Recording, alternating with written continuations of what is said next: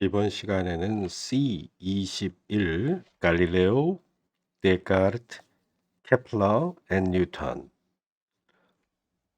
대해서 공부하기로 합시다. 자, 여기에 이 PDF 파일은 여기 클릭하시면 kpop.org에서 다운받을 수가 있는데요. Table of Contents가 나옵니다. 여기 다양한 물리 분야의 강의가 들어있기 때문에 우리는 C21 여기 Escape from Scientific Absurdity C 시리즈로 가시면 여기에 21번 갈릴레오 데카르트 케플러 뉴턴 여기 클릭을 하시면 이 텍스트가 나오게 되어 있고요.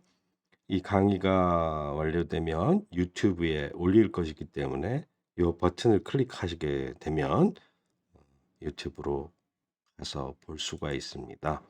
예를 들어 요 앞에 complete C20 completing the square and quadratic equation 그럼 여기서 텍스트가 나오고 올로 들어가서 K를 누르면 한국어 강의가 이번 시간에는 C20 영어로 되어 있는 강의가 나오고 Today we study C20 그리고 유튜브를 찍으면 유튜브는 우리 K-pop 유튜브 홈페이지입니다. youtube.com @kpop을 찍으면 되겠고요. 여기 보시면 우리는 다양한 쇼츠가 나오는데 이 쇼츠는 우리 텍스트북에 나와 있는 우리의 오리지널한 그림들을 소개하는 내용이 되겠고요.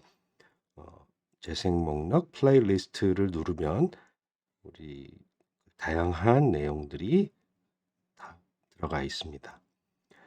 사실 여기 유튜브 사이트에 있는 내용들이 잘 오가나이즈 되어 있다라고 보지만 텍스트와 함께 봐야지 그 교육 효과가 있기 때문에 kpop.org를 주로 이용하시는 게 훨씬 더 일목요연하게 테이블 오브 컨텐츠가 나와 있고 PDF 파일과 그 강의가 유튜브 강의가 함께 접근 가능하기 때문에 여기에 나와 있는 상대론적 양자역학, Escape from Scientific Absurdity ABC series, Electrodynamics, Classical Mechanics, Quantum Mechanics, Quantum Mechanics 이쪽은 아직 그 말로 설명한 부분은 없고 텍스트가 매우 자세하게 쓰여져 있어서 예를 들어 하이드로젠 아톰 웨이브 펑션을 처음부터 끝까지 자기 손으로 풀어볼 수 있는 그런 내용들이 들어 있습니다. 우리 K-팝 사이트의 내용은 전부 다 오리지널하기 때문에 어디에서 카피해온 것이 아니라 여러분들이 공부하려고 하는 의지를 가지고 있는 분은 과연 물리란 이런 식으로 적어도 이론 물리학자는 이런 식으로 그 학문적인 공부를 어떻게 하는가를 따라할 수 있는 아주 좋은 사이트가 되겠습니다. 그러면 오늘 강의를 시작하기로 하겠습니다. C21 갈릴레오, 데카르트, 케플러 앤 뉴턴. 자, explain why Galileo Galilei. 갈릴레오만 유난히 그 first name 그 이름을 불러주는데요. 사람들에게 매우 친근한 느낌을 주는 것이라고 생각합니다. 예를 들어 아이작 뉴턴이라 아이작이라고 부르는 사람 거의 없죠. 뉴턴, 케플러, 데카르트 전부 다. 하지만 오로지 갈릴레이만이 갈릴레이 한국말은 갈릴레이라고 하지만 영문이나 전 세계적으로 갈릴레이라는 말보다는 훨씬 더 친근감 있는 갈릴레오라고 불러줍니다. 갈릴레오는 최초의 물리학자이자 최초의 과학자라고 얘기하고 있습니다. 그 철학 책에 보면 아리스토텔레스의 자연철학에서 철학자 아리스토텔레스가 최초의 과학자라고 얘기하지만 사실 알고 보면 아리스토텔레스가 했었던 과학은 어느 어린아이도 남녀노소 불문하고 누구든지 생각할 수 있는 그런 것이었고 문제는 그 암흑기를 지나오는 동안 과학의 발전을 저해하는 데 아주 커다란 역할을 했었기 때문에 그를 과학자라고 하기 곤란하고 또 과학자로서 보기에 왜 갈릴레오가 과학자이냐? 아리스토텔레스가 아니고 그것은 직접 실험을 통해 측정했다는 것이 매우 중요하고 관측자마다 다른 관측값을 가질 수 있지만 그들 간에 번역을 할 수 있다라는 사실, frame of reference, 좌표계를 도입해서 나아가 데카르트가 카테시안 코디네이트 시스템을 만드는데 결정적인 역할을 했기도 합니다. 모든 것이 측정과 관측으로부터 사실에 근거해서 이론적인 그리고 수학적인 기술을 그러니까 수학을 배워서 그런 것이 아니라 수학을 일종의 언어로 이용해서 논리적인 판단을 하는 도구로 활용한 최초의 학자였기 때문에 갈릴레오를 모든 과학의 아버지라고 부를 수 있습니다.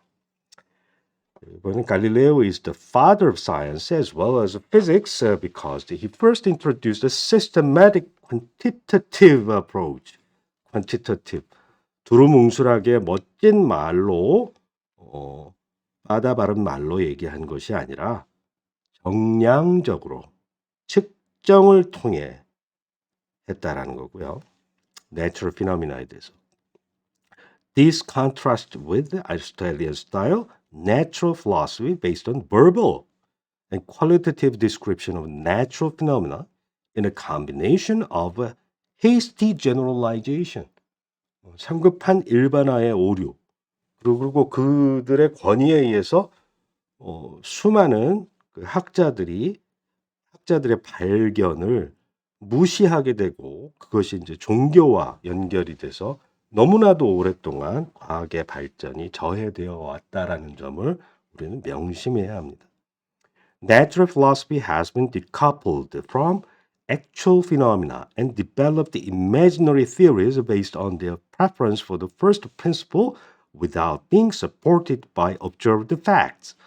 여기에는 과학의 발달을 저해했던 것은 이런 신학과 그리고 아리스토텔레스의 자연 철학이라고 얘기하죠. 그런 것들과 수학까지 연결이 되어서 이들은 first principle이라고 하는 애매모호한 개념을 도입한 다음에 이 first principle을 자의적으로 해석하고 자의적으로 내놓으면서 세상의 원리를 멋대로 상상하고 그걸 따라하도록 강요했었던 점에 있어서 매우 비과학적인 행동을 해왔던 거죠. 그런 걸 모르고 있었던 것을 갈릴레오가 깨우쳐 줬는데 갈릴레오를 가택연금시키고 일생 동안 아주 괴롭혔던 거죠. 자, 그래서 이 first principle에 대한 진정한 이해 시작은 바로 갈릴레오부터 시작한다는 점 우리가 꼭 기억해야 하는 것입니다. Galileo collected data such as free-fall motion through direct measurements. 갈릴레오만이 측정을 했다는 거죠.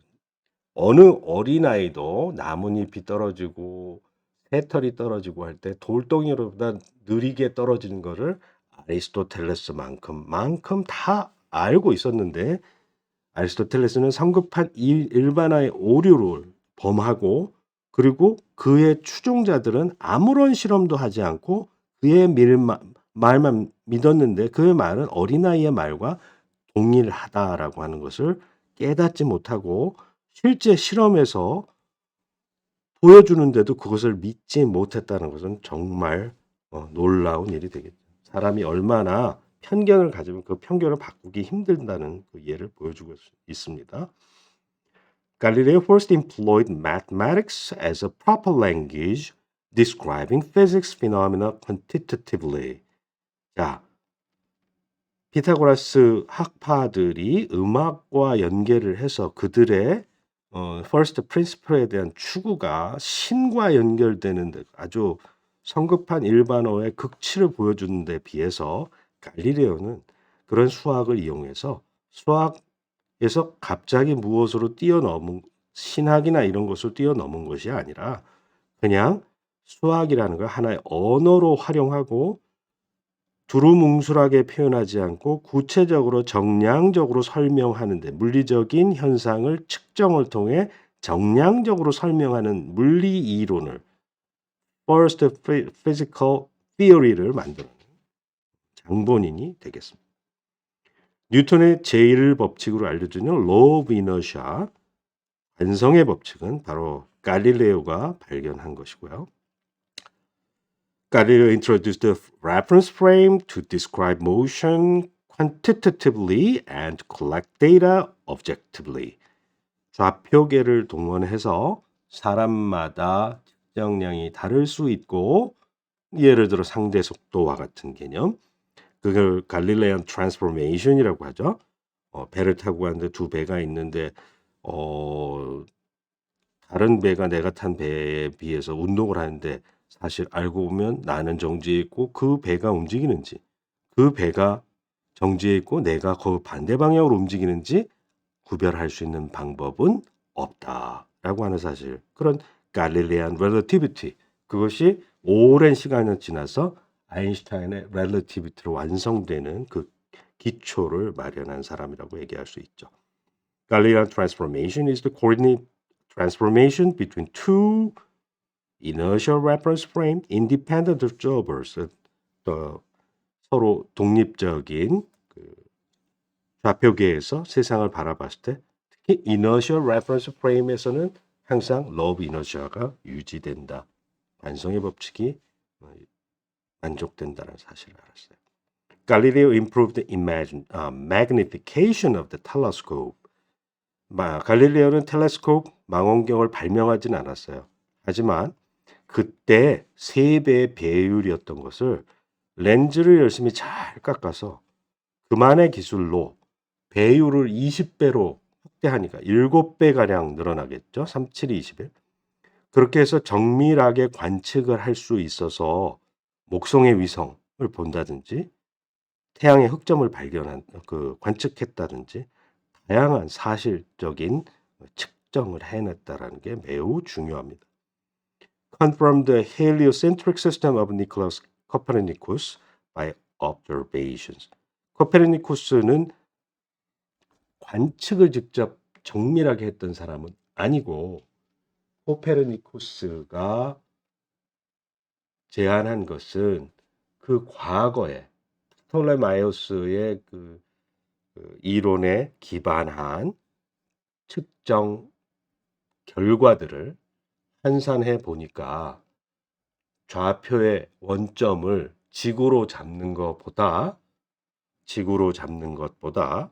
태양을 원점으로 잡는 것이 훨씬 더 이론이 간단해진다라고 하는 사실을 수표를 보고 알아내었는데 갈릴레오는 드디어 그걸 측정으로 보인 사람이 되겠습니다.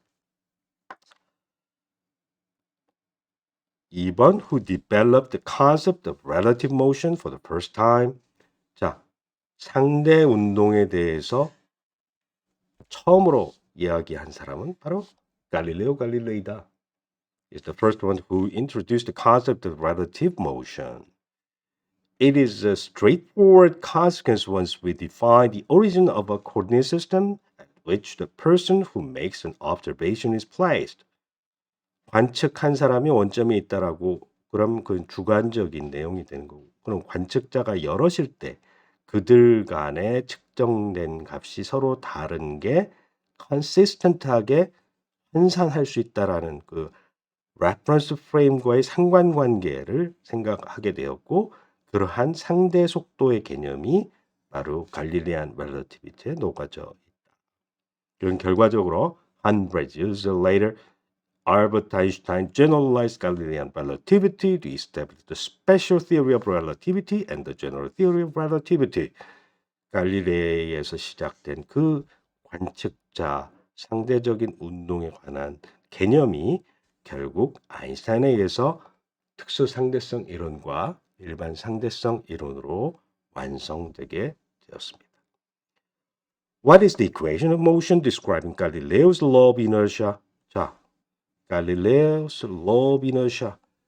힘을 받지 않는 어떤 물체는 영원히 같은 속도로 움직이려고 한다.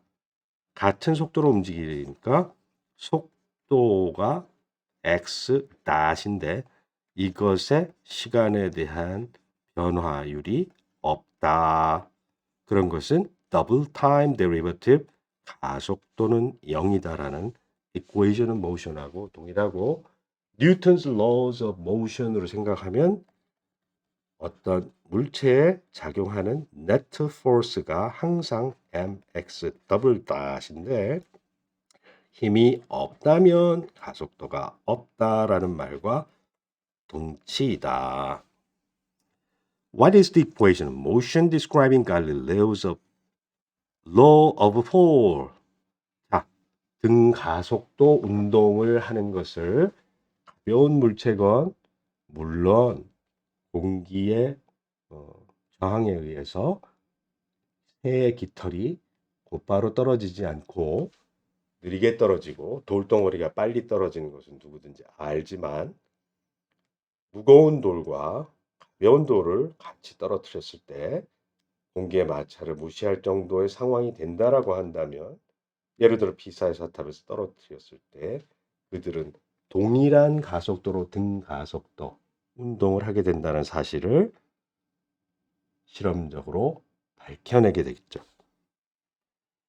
그것은 힘을 받았을 때, 자, 뉴턴은 mass의 개념을 집어넣는데 이 mass를 나누어주면 F 넷이 net force를 mass로 나눠주면 acceleration인데 지구 표면에 있는 어떠한 것도 같은 중력이라고 하는 것을 봤는데 그 중력은 질량 곱하기 가속도 이렇게 해서 질량이 캔슬이 되게 되면 중력 가속도가 어떤 물체나 지구 표면 근처에서는 동일한 중력 가속도로 가속되면서 등가속도 운동을 하게 된다라고 하는 사실을 갈릴레오가 밝혀낸 거죠. What is the equation of motion describing Galileo's pendulum? 갈릴레오's pendulum. 갈릴레오는 샹들리에가 흔들리는데 이 amplitude라고 하는 이 진폭의 사이즈와 별로 상관이 없이 왔다리 갔다리 하는 그 주기가 이 길이의 제곱근에 비례한다는 사실을 알게 되었어요. 이것은 지금 우리가 배우는 물리를 기준으로 했을 때 다음과 같은 뉴턴's second law of motion, 펜듈럼에 관련된 뉴턴의 제2법칙에 대한 운동 방정식, 이것은 보통 토크라고 얘기하는데 그 결과만 얘기하면 그 결과가 이 각도, 수직으로 내린 선과 펜듈럼, 진자가 이루는 각도의 더블 타임 데리버티브가 angular acceleration이 gravitational acceleration 나누기 길이 곱하기 sin theta에 되고 그것의 합은 항상 0이 된다라는 이야기를 할 수 있는데 이때 앵글이 매우 작게 되면 사실은 작지 않아도 상당히 큰 영역에서 다 그렇게 되는데 그렇게 되면 이 방정식 사인이 그냥 세타하고 비슷해져서 사실은 sin theta는 small angle에서 전개를 하면 다음과 같은 형태로 나타나기 때문에 이 중에 가장 앞에 있는 이 항만 생각을 한다면 세타의 더블 데리버티브하고 어떤 컨스탄트에다가 세타를 더한 것이 0이다. 이건 훅스 로, 그 리스토링 포스는 리니어한 힘을 반대 방향으로 받는다. 이퀄리브리엄 포인트로부터 평형점으로부터 이렇게 당겨오면 그 반대 방향으로 복원력이 리스토링 포스가 작용한다라는 것이 있는데 그 simple harmonic oscillator 단진자라고도 하죠.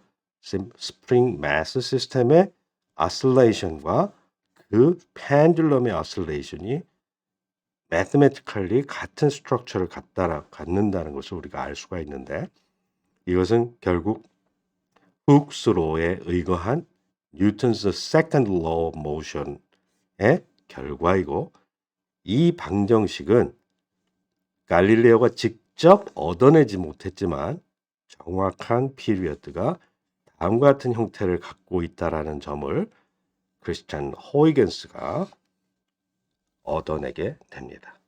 이로 인해서 호이겐스는 정밀한 시계를 제작할 수가 있었고 그 특허를 그가 만든 특허가 아직까지도 우리가 사용하고 있는 괴종시계에 활용되고 있는 것입니다. 자, we investigate the work Johannes Kepler죠. What is the contribution of Tycho Brahe? Tycho Brahe는 관측을 아주 맨눈으로 여기 보면 Tycho Brahe developed accurate astronomical instruments. Tycho Brahe는 망원경이 없었어요. 대신에 눈이 매우 좋았고 천문 관측대를 만들었는데 귀족한테 돈을 받아서 천문대를 만들었는데 거기에다가 각도, 천구를 관측하는 하늘의 천구의 운동을 측정하기에 매우 편리하도록 기구를 만들어서 맨눈으로 관측을 했어요. 그때 어시스턴트 요하네스 케플러는 티코 브라의 조수로 들어갔는데 아주 뛰어난 산수를 되게 잘하는 뛰어난 학생으로 발탁을 받아서 이 밑에서 일을 하게 되었다가 티코 브라헤가 어마어마한 양의 별의 관측 자료를 가지고 있었는데 그것을 이 사람은 그 금은 보화가 있다라는 걸 모르고 있었는데 요하네스 케플러는 그 분석을 통해서 세 가지의 룰을 얻어내게 돼요. 그 규칙이 planetary motion이 오빗이 엘립스다. 타원 궤도를 이룬다. Aerial velocity is constant.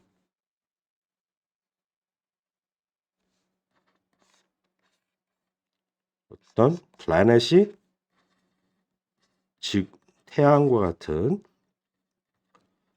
플래닛 행성이 태양과 같은 별 주위를 돌아갈 때 이 쓸고 지나가는 이 부채꼴의 면적을 시간당 계산해 보면 가까워지기도 하고 멀어지기도 하는 거예요. 여기에 태양이 있으면 이게 포커스고 이 포커스하고 이렇게 멀어지기도 하고 가까워지기도 하는데 멀면 각도가 조금 가까워지면 각도가 빨리 이렇게 지나간다는 사실을 알게 되었어요. There is a power law that relates the period and magnitude of the semi-major axis. 자, 이걸 장축의 2A 장축이라고 하고 그곳의 반을 마치 원이라고 하면 반지름에 해당하는 걸 semi-major axis라고 하는데 그 장축과 피리어드와의 파워 러를 알아냈는데 그것을 하모닉 러 조화의 법칙, 뉴턴의 3법칙이라고. 문제는 이 관측 데이터, 실제 관측 데이터를 티코 브라헤가 만들었고 요하네스 케플러는 그 데이터를 분석을 해서 플래닛 오빗이 행성의 운동이 그렇게 된다라는 것을 알아냈고 그런데 왜 그런지를 알지 못했어요. 그것이 inverse scale law, 중력에 의한 것이고 중력이 거리 제곱에 반비례하는 central force라고 하는 사실을 요하네스 케플러는 알지 못했어요.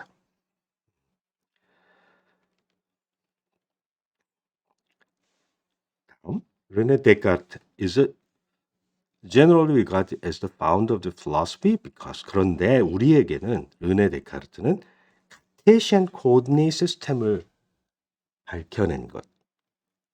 그리고 그로 인해서 카테신 코디네이트를 이용하게 되면 geometry, 기하학의 문제를 엘지브라로 바꿔치기 할 수 있다. 덧셈, 뺄셈, 곱셈, 나눗셈, 엘지브라라고 하죠. 이 사칙 연산으로 바꿀 수가 있어서 이전에 복잡하게 추상적으로 계산했던 작도를 통해서 계산했던 유클리드 기하학을 문자식으로 표현해서 엘지브라의 방정식의 문제로 바꿔치기 했다라고 하는 것이 그의 가장 커다란 업적이고 여러분은 그것도 모르고 중고등학교 때 배운 수학의 대부분이 카테시안 코디네이트 시스템, 다시 말해 X축, Y축, 그리고 대학교 와서 Z축까지 배우는데 그런 3차원 유클리드 공간을 카테시안 코디네이트, 직교 좌표계라고 불리는 카테시안 코디네이트 시스템상에서 아주 쉽게 기술하고 된다라는 사실을 이제 모르고 활용하고 있었는데 그것을 가능하게 한 사람이 데카르트라고 하는 것을 꼭 기억하기 바라고. Is there any physics law named after René Descartes? 스넬의 법칙에 대해서 데카르트는 시도를 했는데 답은 맞았는데 엉뚱한 방법으로 빛의 속도가 무한하다라는 그런 조건을 이용해서 얻게 되는 등 그렇게 특별히 물리적으로 칭송받는 오랫동안 기억에 남는 그 결과를 내지는 못했어요. Sir Isaac Newton published 이게 뉴턴스 프린키피아라고 하는 것인데 What is the meaning of this book in human history? 오케이. 자, 이 프린키피아라고 하는 것이 고전 역학의 시작이라고 볼 수 있는데요.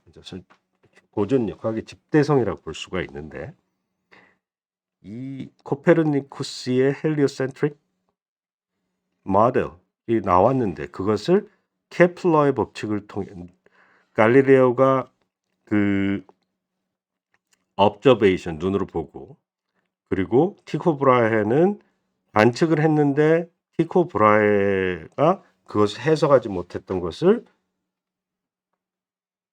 phenomenological law 왜는 모르지만 타원을 이루고 조화의 법칙을 이루고 한다는 사실 케플러의 법칙을 얻어내었는데 이유도 모르고 얻어냈는데 문제는 뉴턴이 바로 뉴턴's laws of motion 그 중에 second law와 그리고 뉴턴의 law of gravitation 두 가지를 활용해서 equation of motion 운동 방정식을 풀었더니 케플러의 법칙을 모두 다 모조리 설명할 수 있었다.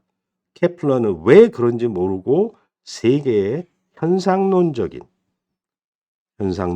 그 결과적인 실험식을 얻어낸 것에 해당한다면 이 물리학의 이론적인 이해를 한 사람이 바로 뉴턴이다 라고 생각하면 되겠어요. Explain what Newton's second law is. 뉴턴의 제2법칙이 무엇이냐? 운동량이라고 하는 게 있는데 질량 곱하기 속도이다. 그런데 힘은 이것의 운동량이라고는 리니어 모멘텀의 타임 데리버티브다라고 하는 것을 보였어요.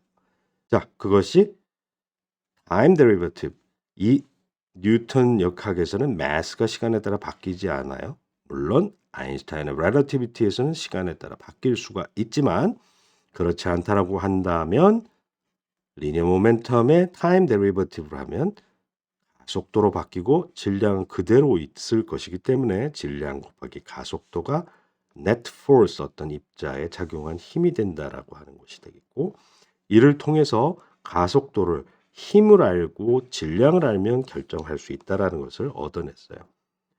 이때 힘이 중력의 경우에는 거리 제곱에 반비례하는 attractive force, 당기는 힘이라는 사실을 이용해서 2차원에서 문제를 풀어서 elliptic orbit이 된다는 사실을 알게 되었죠.